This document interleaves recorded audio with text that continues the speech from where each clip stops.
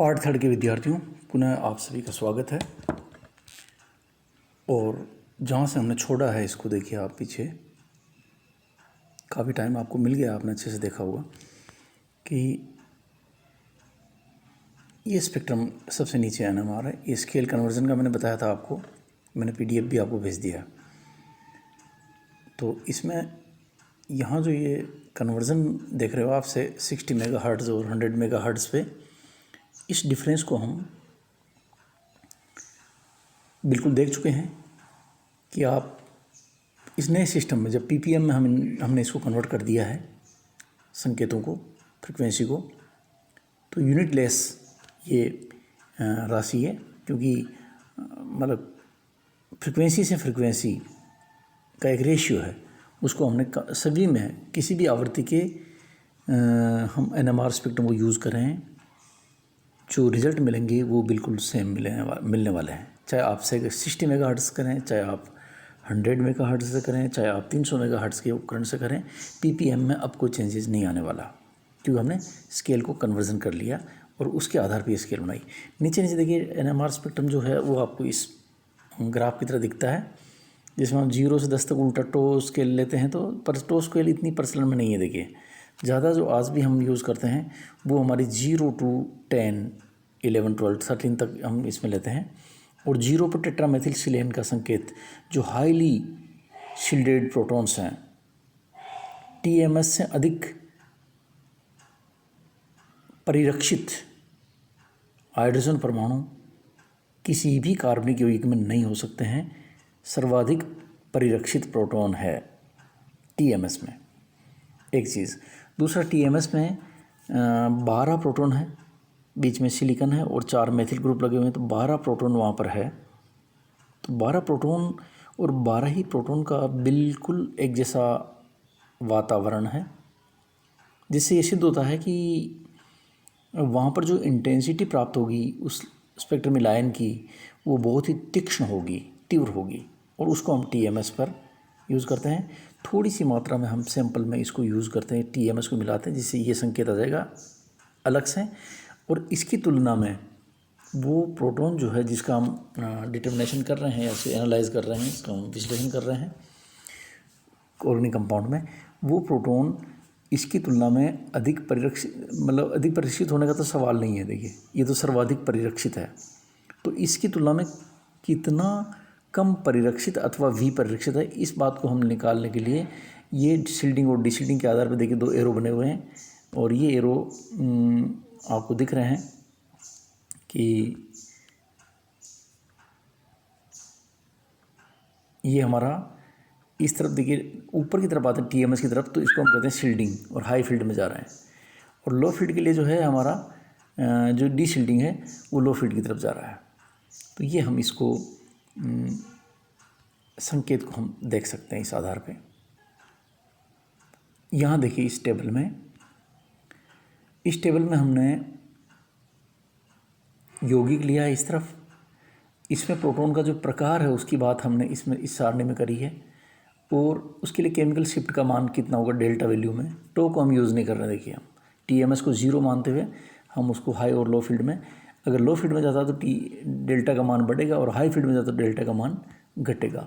जितना अधिक परिरक्षित होगा डेल्टा की वैल्यू उतनी कम होगी, और जितना अधिक विपरिरक्षित होगा उतना ही डेल्टा वैल्यू बढ़ेगी। ये बातें आपको हमने क्लियर कर दी पीछे।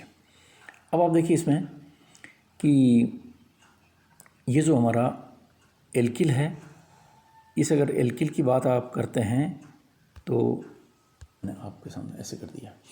तो NMR में देखिए आप संकेत में है कि यौगिक में 1 degree alkyl, 2 degree alkyl, 3 degree alkyl, allylic, vinylic, फिर दूसरी प्रकार का एस्टिलिनिक, बेंजिलिक, एरोमेटिक, ये तरह तरह के हम प्रोटॉन जानते हैं कि मॉलिक्यूल्स में होते हैं। और ये इनके यौगिक के प्रकार को देखिए, 1 डिग्री में मेथिल, तो इसका केमिकल शिफ्ट का मान 0.1 से लेके और 1.0 के बीच में आएगा।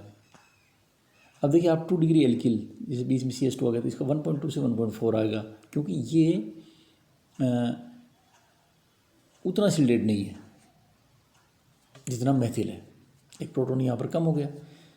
और 3 डिग्री, अभी मैं मल्टीप्लेट बताते समय इसको और भी क्लियर करूँगा आपको आगे, मल्टीप्लेट्स को जब हम जानेंगे उस समय। 3 डिग्री में देखिए ये 1.4 टू 1.7। एलिलिक में इस तरह का सिचुएशन है, ये और 1.6 है इसके। और एलिक में वाइनिलिक में देखिए आप CH2 जो है डबल बॉन्ड से जुड़ा हुआ है, तो डबल बॉन्ड से जुड़ने के बाद ये डिशील्डिंग हो जाता है इसका ज़बरदस्त, है ना। आगे हम एनिसोट्रोपिक इफेक्ट को जानेंगे जब आप इस बात को समझ जाएंगे कि उस केस में 4.6 से 5.0 या एनिसोट्रोपिक इफेक्ट है इसलिए। और वाइनिलिक में देखिए आप ये इस प्रकार का भी हो सकता है प्रोटॉन। एस्टिलिनिक में देखिए आप यहाँ एनिसोट्रोपी अलग प्रकार की देखिए यहाँ, है ना। तो इसमें और इसमें एनिसोट्रोपिक इफेक्ट की का डिफरेंस है, एक ये पैरेलल है और एक ये परपेंडिकुलर है। इस कारण से ये वैल्यूज़ में इतना डिफरेंस आया, वरना ये तो और बढ़नी चाहिए थी। ऐसे बेंजिलिक में देखिए इतना, और एरोमेटिक में देखिए बहुत ऊपर होता है, 7 के आसपास जाता है। देखिए कितना 6.0 टू 9.5 है। एल्किल क्लोराइड की बात में देखिए आप ऐसे, और ये सब हम एक एक को याद नहीं करेंगे, तब भी हम इसको जान पाएंगे।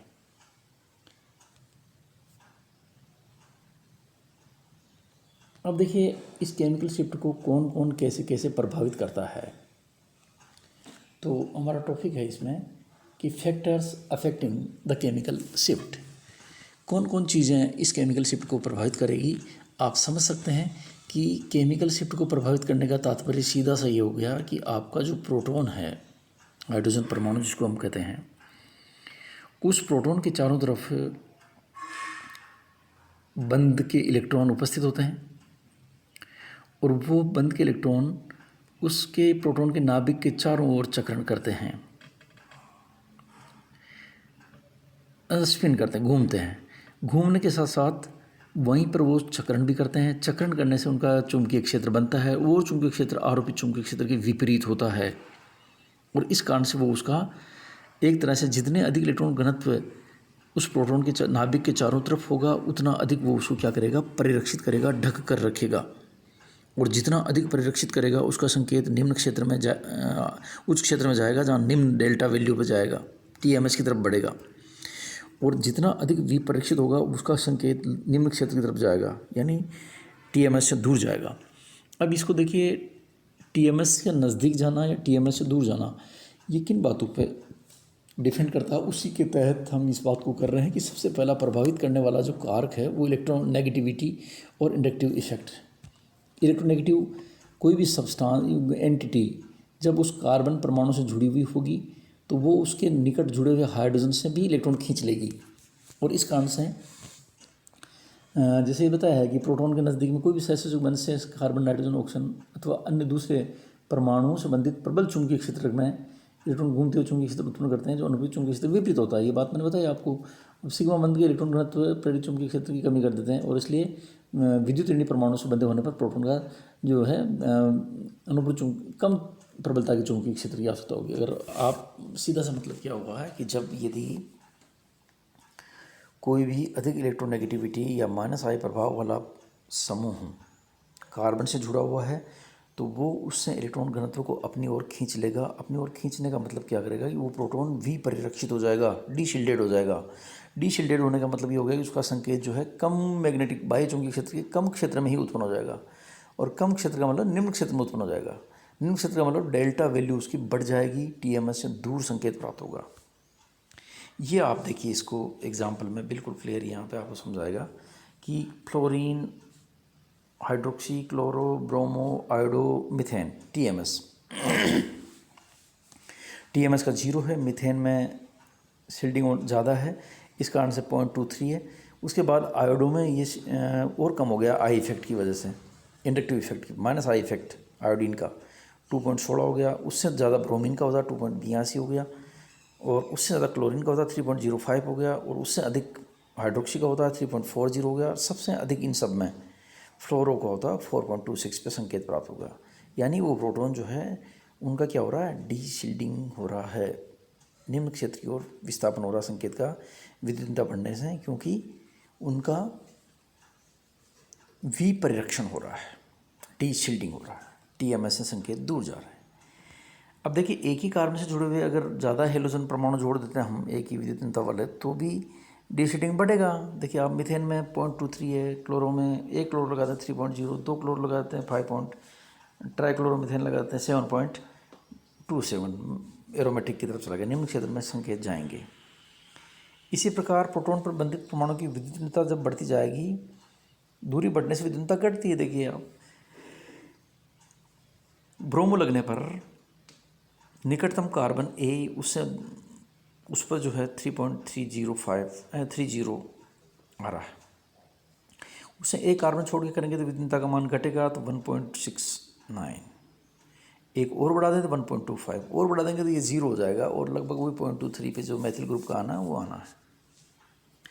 संकरण देखिए, इस पर संकरण भी इस चीज़ को प्रभावित करता है कि sp3 कार्बन से जुड़े परमाणु प्रोटॉन जैसे CCS3 इस तरह के साइक्लोएल्केन इत्यादि में 0 से 2 के बीच में संकेत प्राप्त होंगे। तनावग्रस्त वलियों में यह संकेत 0 से 1 के बीच में देते हैं।